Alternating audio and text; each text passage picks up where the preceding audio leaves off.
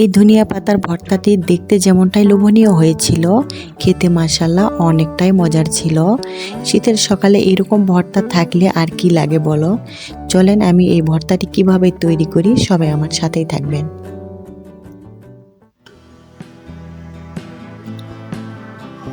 Hi guys, আসসালামু আলাইকুম রহমতুল্লাহি ওয়া বারাকাতুহু। Welcome to my cooking channel Mariam's blog. আজকে আমি নতুন একটা ভর্তা রেসিপি নিয়ে আসছি। আজকে আমি ধনিয়া পাতা ভর্তা করব।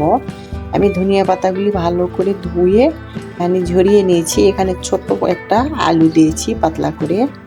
এখানে আমি রসুন আর পেঁয়াজ কুচি করে কেটে নিয়েছি। এখন আমি এই ধনিয়া পাতাগুলি ভালো করে একটু সেদ্ধ করে নিব। এগুলা কিন্তু অনেক কচি, মোটা মোটা কিন্তু অনেক কচি।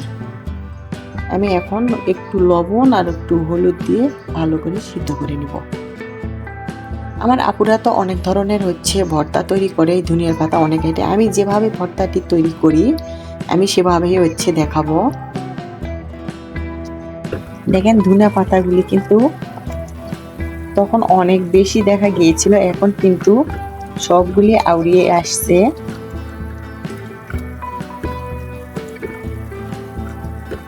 আমি ভালো করে এটি সেদ্ধ করে নেব। কত অল্প হয়ে গেছে। তোমরা চাইলে এই আলুটি স্কিপ করতে পারো। আমি ছোট্ট একটা আলু দিয়েছি।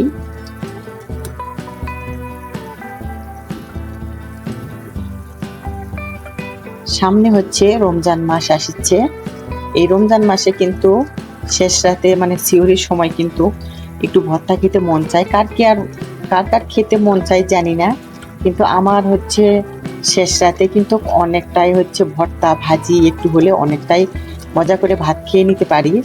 সময় তো অনেক ধরনের আইটেম থাকে, মাছ মাংস, আবার অনেক ধরনের তরকারি থাকে। তার পাশাপাশি যদি একটু ভর্তা অথবা ভাজি থাকে তাহলে কিন্তু অনেকটাই জমে যায়। আমি তো একটু ভর্তা ভাজি হলে শেষ রাতে একটু ভাত বেশি খেতে পারি।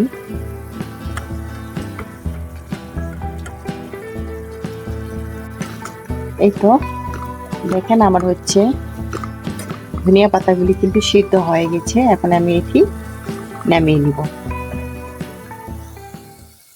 এই তো একটা ফ্রাই প্যান বসিয়ে দিলাম পরিমাপ মতো তেল। পেঁয়াজ আর রসুনগুলি ভেজে নিব। আমি কিন্তু এটা শুকনা মরিচ দিয়ে ভর্তাটি তৈরি করব। কাঁচা মরিচ আমার কাছে নেই, আনা হয় নাই, শেষ হয়ে গেছে কাঁচা মরিচ। আমি ভালো করে পেঁয়াজ রসুনগুলি ভেজে নিব। একবারে ব্রাউন করব না, নরম করে সুন্দর করে একটু ভেজে নিব, একটু কালার আনবো, হালকা বাদামি কালার করে ভেজে নিব। এর মাঝে আমি 2টা শুকনা মরিচও দিচ্ছি। মরিচগুলো কিন্তু অনেক ঝাল। আমি শুকনা মরিচগুলোও এর সঙ্গে ভালো করে ভেজে নিব।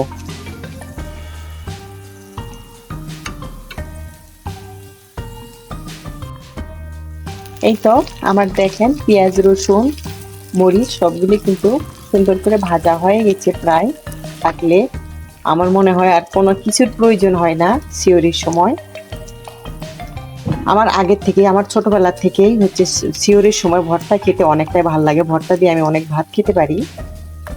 যত তরকারি থাক, মাছ মাংস থাক না কেন, আমার ভর্তাটা লাগবেই।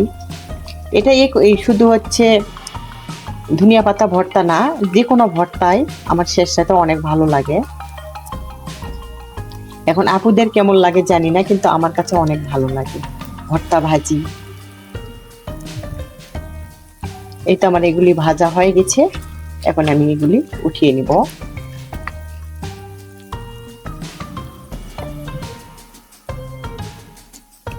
এত দূর এসেও যারা আমার ভিডিওটিতে একটা লাইক দিতে ভুলে গেছেন, প্লিজ আমার প্রিয় ভাইয়া আপুরা একটা লাইক দিয়ে দিবেন। আপনাদের মূল্যবান লাইক কিন্তু আমার কাছে অনেকটাই মূল্যবান। আপনাদের এক একটা লাইক পারে আমার ভিডিওটি আরো 10 জনের কাছে পৌঁছে দিতে। আমার ভিডিওর কোনো অংশে ভালো লেগে থাকলে আমার ভিডিওটি শেয়ার করে দিয়ে বন্ধুদের সাথে দেখার সুযোগ করে দিবেন। আর আমার এরকম সহজ সহজ রেসিপি পেতে আমার চ্যানেলটি সাবস্ক্রাইব করে আমার সাথেই থাকবেন। এভাবে ভর্তা করলে কিন্তু ভর্তার স্বাদটা কিন্তু দ্বিগুণ বেড়ে যাবে। আমি এখন সবগুলি হাতের মাধ্যমে টেলে নিব। আমি ধনিয়া পাতাগুলো আমি ব্লেন্ডার করে নিচ্ছি। তোমরা চাইলে কিন্তু এটা শিলপাটাতেও বেটে নিতে পারো। এই ভর্তা কিন্তু গরম ভাতের সাথে, চিতল পিঠার সাথে, আবার বোয়া ভাতের সাথে, আবার হচ্ছে খিচুড়ির সঙ্গে খেতে কিন্তু অনেকটাই জমে যায়। আর এই ভর্তাটা এভাবে বানালে কিন্তু ভর্তার স্বাদটা আরও দ্বিগুণ বেড়ে যায়। আমি কিন্তু এটি হাত দিয়ে এরকম করে ভালো করে টেলে নিচ্ছি। তোমরা চাইলে এগুলিও কিন্তু হচ্ছে পাটায় বেটে নিতে পারো অথবা হচ্ছে ব্লেন্ডার করে নিতে পারো। আমি এইগুলি একটু আনাম রাখবো, মানে গোটা গোটা রাখবো। এতে কিন্তু ভর্তাটা খেতে আরও অনেকটাই মজা লাগবে। এখানে কাঁচামরিচ দিলে কিন্তু আরও ভালো হতো। আমার কাছে কাঁচামরিচ নাই, তাই আমি শুকনো মরিচ দিয়েছি।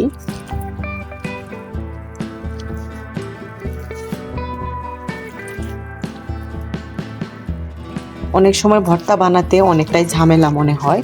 এরকম করে বানিয়ে কিন্তু ফ্রিজের মধ্যেও কিন্তু নরমালে কয়েকদিন রেখে খাওয়া যেতে পারে।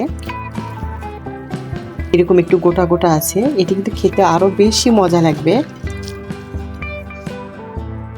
আমি এখন উপর দিয়ে একটু সরিষার তেল দিয়ে দেব।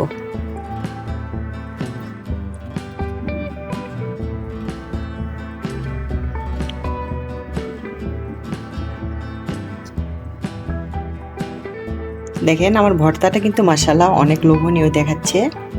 এভাবে ধনিয়া পাতা ভর্তা করলে কিন্তু স্বাদটা দ্বিগুণ বেড়ে যাবে। ভিডিওটি আমার এই পর্যন্ত আপনারা সবাই ভালো থাকবেন, সুস্থ থাকবেন এই দোয়া করি। আমাদের জন্য দোয়া করবেন। আসসালামু আলাইকুম ওয়া রাহমাতুল্লাহি ওয়া বারাকাতুহু।